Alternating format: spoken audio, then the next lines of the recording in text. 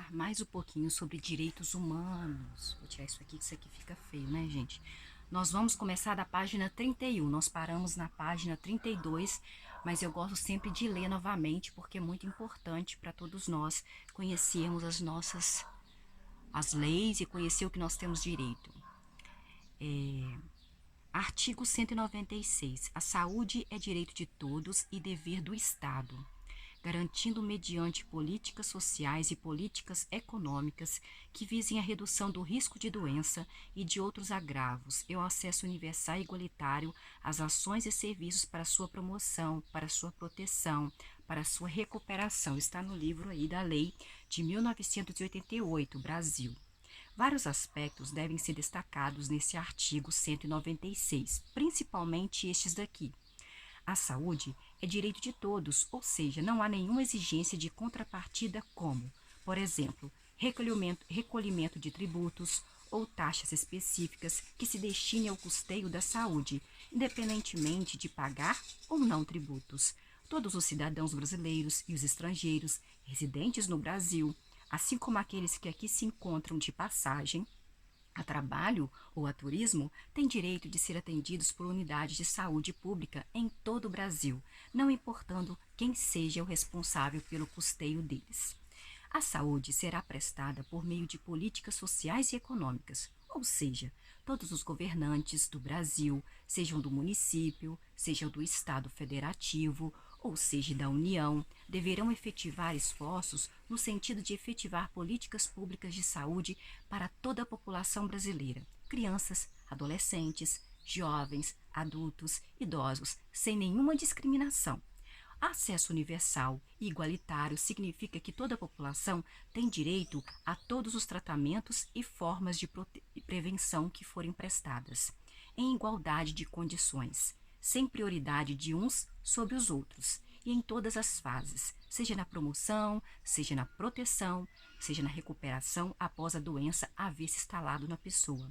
Nem todos os países do mundo possuem essa amplitude no serviço público de saúde. Alguns países, aliás, são bem restritos e só prestam serviços de saúde a quem comprovar que tenha contribuído previamente mediante pagamento de taxas e impostos específicos para ter direito aos serviços de saúde. Para um país com mais de 200 bilhões de habitantes e com dimensões muito grandes como o Brasil, garantir direito à saúde para todos, com acesso universal, atendimento integral, atendimento igualitário, é um compromisso social da mais alta relevância e que deve ser defendido pela sociedade brasileira, em especial com o uso racional e diligente para que sejam evitados os desperdícios. Página 32. A Constituição Federal delineou as bases do Sistema Único de Saúde, que é o SUS, no artigo 198, que determina o seguinte. Artigo 198. As ações e serviços públicos de saúde integram uma rede regionalizada e hierarquizada e constituem um sistema único, organizado de acordo com as seguintes diretrizes. Primeiro, descentralização com direção única em cada esfera de governo. Segundo, atendimento integral com prioridade para as atividades preventivas, sem prejuízo dos serviços assistenciais. Terceiro, participação da comunidade. Primeiro, o Sistema Único de Saúde, que é o SUS, será financiado nos termos do artigo 195 com recursos do orçamento da Seguridade Social da União, dos Estados, do Distrito Federal e dos municípios, além de outras fontes. Brasil, 1988.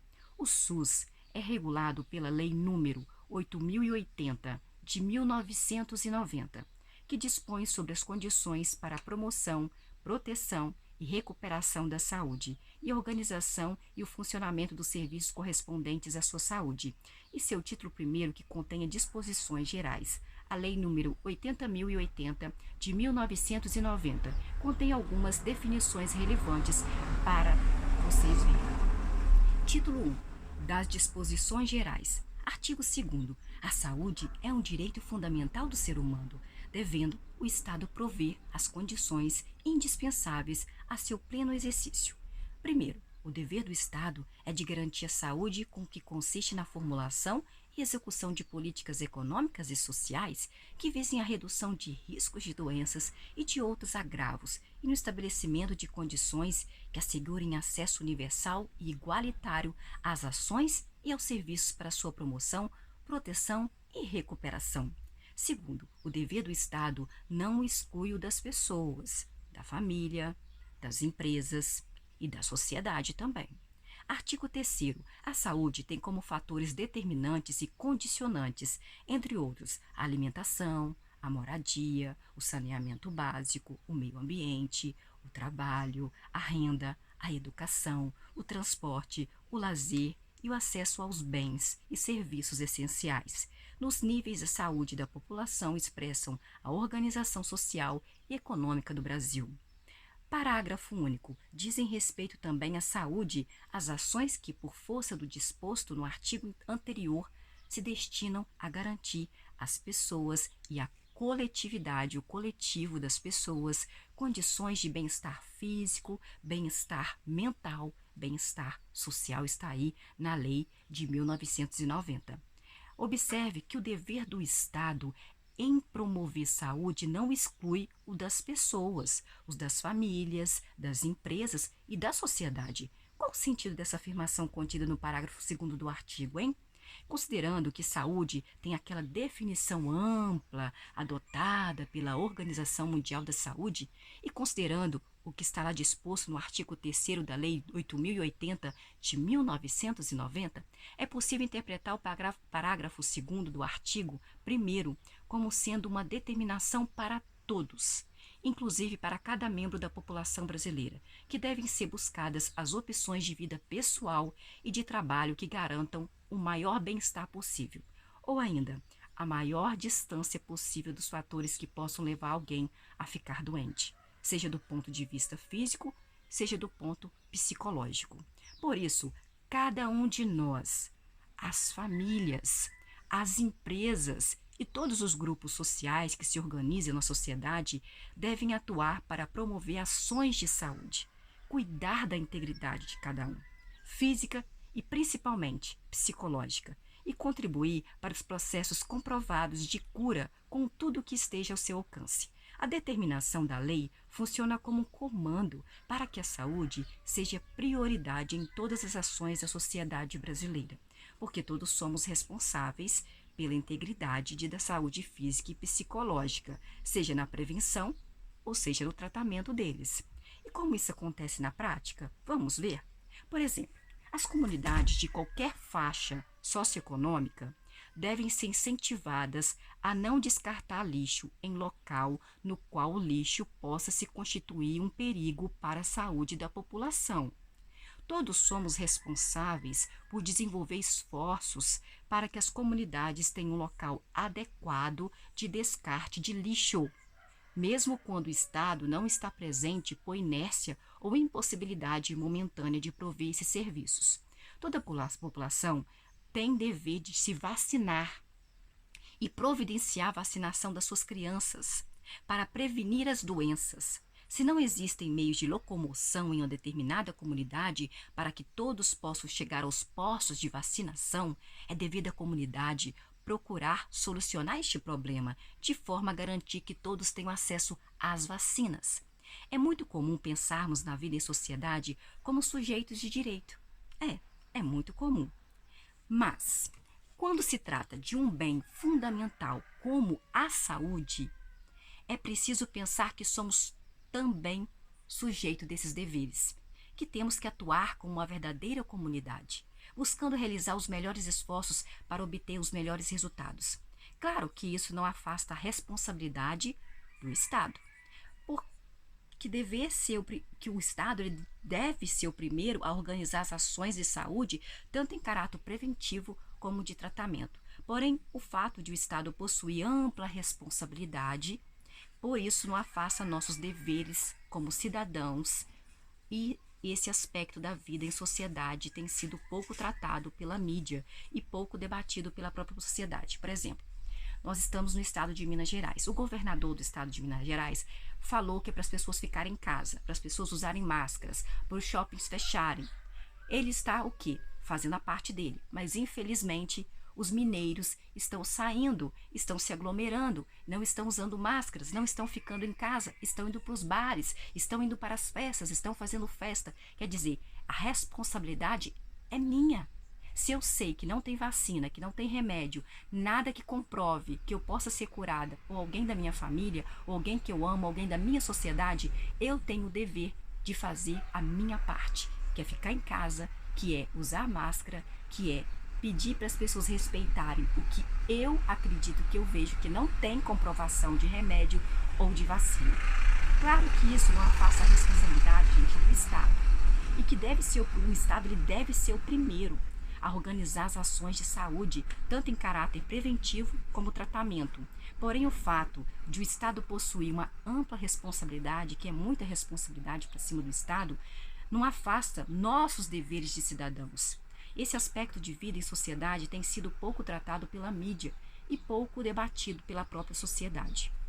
É muito fácil jogar a corda para o mais fraco, né? É muito mais fácil você, quando adoecer, jogar a culpa no Estado, jogar a culpa no prefeito, jogar a culpa em outras pessoas. Agora, e você se cuidou? Você acreditou que existe a doença? Você acreditou? Então, somos cidadãos com direitos, é certo. A Constituição Federal nos mostra isso, porém somos também detentores de deveres sociais, de iniciativas e esforços que devemos concretizar com o objetivo de tornar a vida em sociedade melhor, com mais justiça e com mais solidariedade. Vamos ter mais solidariedade?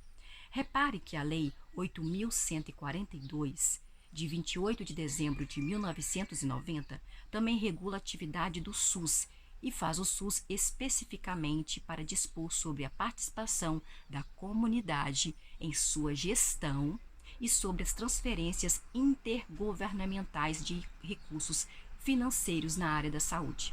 Artigo 1º. Sistema Único de Saúde, que é o SUS, de que trata a Lei nº 8.080, de 19 de setembro de 1990, contará em cada esfera de governo, sem prejuízo das funções do Poder Legislativo, com as seguintes instâncias colegiadas. Primeiro, a Conferência de Saúde. Segundo, o Conselho de Saúde. Primeiro, a Conferência de Saúde reúne-se a cada 4 anos com a representação dos vários segmentos sociais para avaliar a situação de saúde e propor as diretrizes para a formulação da política de saúde nos níveis correspondentes, convocada pelo Poder Executivo ou extraordinariamente por esta ou Conselho Social. Pelo Conselho Social. Segundo, o Conselho de Saúde, em caráter permanente e deliberativo, órgão colegiado composto por representantes do governo, prestadores de serviço, profissionais de saúde e usuários, atua na formulação de estratégias e no controle da execução da política de saúde na instância correspondente, inclusive nos aspectos econômicos e financeiros, cujas decisões serão homologadas pelo chefe do poder legalmente constituído em cada esfera do governo. Terceiro, o Conselho Nacional de Secretários de Saúde, CONAS, e o Conselho Nacional de Secretários Municipais de Saúde, CONASENS, terão representação no Conselho Nacional de Saúde. Quarto, a representação dos usuários nos conselhos de saúde e conferência será paritária em relação ao conjunto dos demais segmentos. Quinto, as conferências de saúde e os conselhos de saúde terão sua organização e normas de funcionamento definidas em regimento próprio, aprovadas pelo respectivo Conselho, Brasil 1990. Repare que o Conselho de Saúde é um órgão colegiado composto de representantes do governo, prestadores de serviço, profissionais de saúde e usuários, ou seja, cidadãos como nós poderão ter assento lado a lado com o governo e os profissionais de saúde para debater de forma livre e democrática a formulação de estratégias e o controle da execução da política de saúde. Em outras palavras, poderão contribuir para definir como será feito e fiscalizar se aquilo que foi planejado foi sim executado de forma satisfatória para toda a população. Página 35. A previsão de formação de conselhos em várias áreas dos direitos sociais, em especial saúde e educação, faz a Constituição Federal Brasileira um exemplo de democracia, porque ela contempla a forma direta e indireta, por meio da escolha de governantes e representantes parlamentares, do exercício democrático.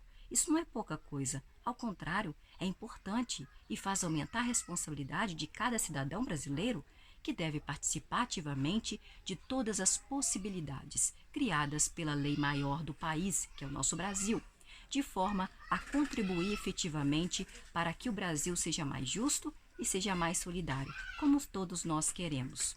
Assim, se temos o direito social à saúde, porque essa é uma modalidade de direitos humanos, temos também, na mesma medida, a responsabilidade cidadã por participar de conselhos de saúde que estejam instalados em nosso município, para poder contribuir com ideias e esforços no sentido de garantir a efetividade das políticas públicas de saúde, em especial para fiscalizar que os recursos públicos sejam utilizados de forma correta, sem ameaça de corrupção ou qualquer outro tipo de desvio ou fraude. Direito à educação. A educação é o outro importante direito social, contemplado pela Constituição Federal Brasileira de 1988, no artigo 6º. Na Organização das Nações Unidas, que é a ONU, a agência responsável pela educação é a Unesco. No Brasil, o planejamento e as ações da área da educação estão a cargo do Ministério da Educação, que organiza todos os níveis de educação que existem no Brasil, sempre a partir de leis que regulam os objetivos a serem alcançados, os recursos econômicos destinados e as avaliações que serão realizadas. A Constituição Federal regula a educação a partir do artigo 205, que estabelece: artigo 205. A educação, direito de todos e dever do Estado e da família, será promovida e incentivada com a colaboração da sociedade, visando ao pleno desenvolvimento da pessoa, seu preparo para o exercício da cidadania e sua qualificação para o trabalho. Brasil, 1988. A educação é um direito de todos, é um dever do Estado e da família, que nos reporta de imediato as reflexões que fizemos anteriormente sobre a saúde. É preciso destacar que existem direitos, existem responsabilidades, existem deveres, que, no caso da educação, são diretamente imputados às famílias. Assim, é da família a responsabilidade por matricular as crianças na escola, garantir que essas crianças sejam assíduas, vão na escola todos os dias, que compareçam à escola, portanto, com o seu material necessário para estudar, que sejam acompanhadas em seu desenvolvimento cognitivo, que a mãe e os pais vão lá para ver se as crianças estão realmente aprendendo, e principalmente que sejam incentivadas pela família a respeitar os seus professores e a escola como fatores essenciais para o progresso pessoal delas e de toda a sociedade. Na atualidade, infelizmente, nem sempre constatamos o envolvimento direto da família com a escola e com a aprendizagem dos seus filhos, e muitas vezes também não identificamos que as crianças estejam sendo educadas para respeitar, infelizmente, os seus professores. Não estão sendo educadas para respeitar os seus professores. Muitas vezes o professor vai ensinar a criança e os pais ficam bravos, não é? Querem até bater no professor. Muitas vezes tem alunos que estão matando professores e os pais ainda ficam do lado dos filhos e os professores querem educar os seus filhos. Oi!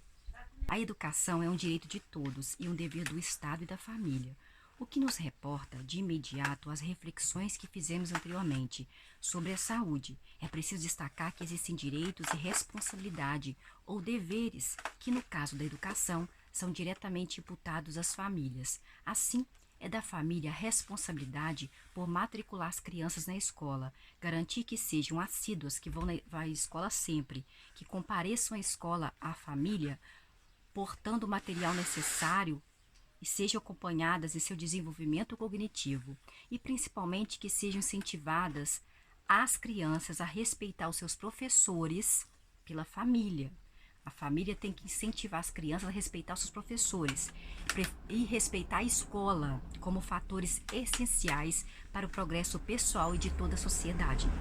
Na atualidade, infelizmente, nem sempre constatamos o envolvimento direto da família com a escola. e com a aprendizagem dos seus filhos. E muitas vezes também não identificamos que as crianças estejam sendo educadas para respeitar os seus professores, seus colegas da escola e a própria escola como instituição essencial em suas vidas. Essa falha na atuação das famílias, gente, é bastante negativa e sempre que é possível deve ser corrigida para que os valores da educação e do respeito aos profissionais dessa área, que é os professores, todas as pessoas que trabalham na escola, sejam enaltecidos, resgatados e impulsionados. Página 36. A sociedade também tem o dever constitucional de colaborar com a educação no Brasil. É papel de toda a população contribuir, na medida de suas possibilidades, para que a educação seja fortalecida na sociedade, em especial nas comunidades economicamente mais carentes, nas quais a atuação de grupos sociais organizados, como associações e organizações não governamentais, pode ser fundamental para a melhoria da qualidade de ensino, com a organização de atividades educativas, doação de livros, doação de brinquedos pedagógicos, organização de bibliotecas, atividades esportivas e culturais, entre outros projetos possíveis. Mais à frente, no artigo 206, a seguinte Constituição Federal volta a tratar da educação, gente. Agora, com mais especificidade, determina o artigo 206 que Artigo 206. O ensino será ministrado com base nos seguintes princípios. Primeiro, igualdade de condições para o acesso e permanência na escola.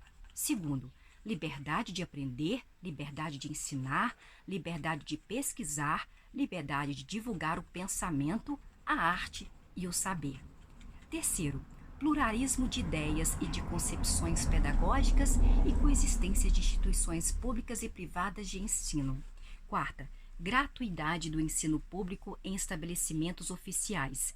Quinto, valorização dos profissionais da educação escolar, garantidos na forma da lei, planos de carreira, com ingresso exclusivamente por concurso público de provas de títulos aos das redes públicas. Sexto, gestão democrática do ensino público na forma da lei. Sétimo, garantia de padrão de qualidade. Sétimo, piso salarial profissional nacional para os profissionais de educação escolar pública nos termos de Lei Federal Brasil 1988. O que orienta o processo educativo é a ampla liberdade para escolher o pluralismo de ideias e de concepções pedagógicas, sempre orientado pela responsabilidade dos organizadores do processo educativo, os diretores, os professores e a família também, para que os melhores resultados sejam sim obtidos. Educação, gente, é sinônimo de liberdade, e liberdade só pode ser exercida com responsabilidade para que os objetivos sejam alcançados. Assim, os conteúdos abordados nas escolas, as pesquisas propostas nas escolas, a vivência junto à comunidade, tudo deve ser liderado pela liberdade de escolhas e de abordagens didático-pedagógicas, sempre ressalvada a premissa anterior, ou seja, não existe liberdade que possa ser praticada sem responsabilidade. A Constituição Federal Brasileira exige que os profissionais da educação sejam valorizados, em especial com a adoção de planos de carreira que lhes permitam progredir intelectualmente e, ao mesmo tempo, possuir tranquilidade econômica para sua manutenção. Infelizmente, como todos sabemos, a carreira de professor na área pública ainda é pouco valorizada no Brasil, com ganhos modestos. Se levarmos em conta a importância do trabalho que os professores desenvolvem, é certo, no entanto, que vários esforços foram feitos nos últimos anos para a mudança dessa situação. E certamente a tendência é que as condições da carreira docente na área pública sejam aprimoradas. O artigo 206 tem ainda uma determinação muito importante: a gestão democrática do ensino público. E como essa gestão democrática, hein, gente, se materializa? Como é que é?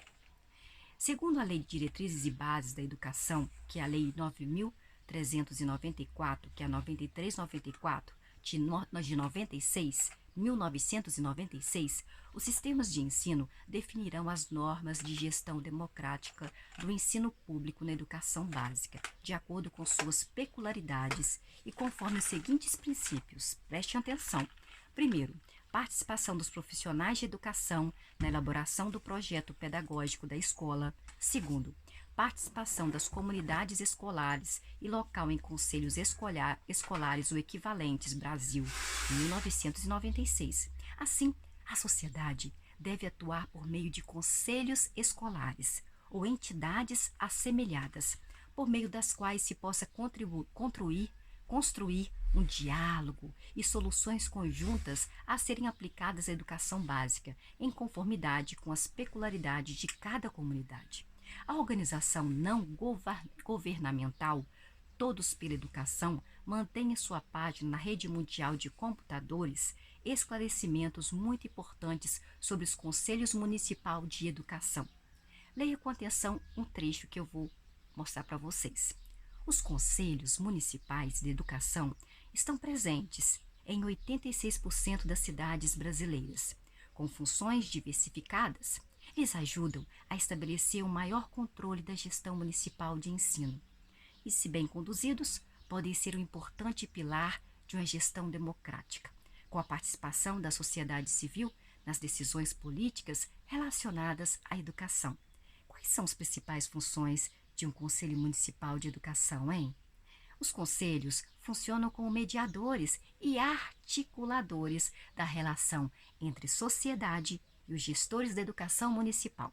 Destacam-se as seguintes funções do órgão: normatizar, elaborar as regras, que adaptam para o município as determinações das leis federais ou estaduais que as complementem quando necessário, deliberar, autorizar ou não o funcionamento das escolas públicas municipais e de rede privada de ensino, legalizar cursos e deliberar sobre o currículo da rede municipal de ensino.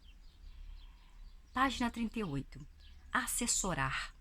Responder aos questionamentos e dúvidas do poder público e da sociedade. As respostas do órgão são consolidadas por meio de pareceres. Fiscalizar. Acompanhar a execução das políticas públicas e monitorar os resultados educacionais do sistema municipal.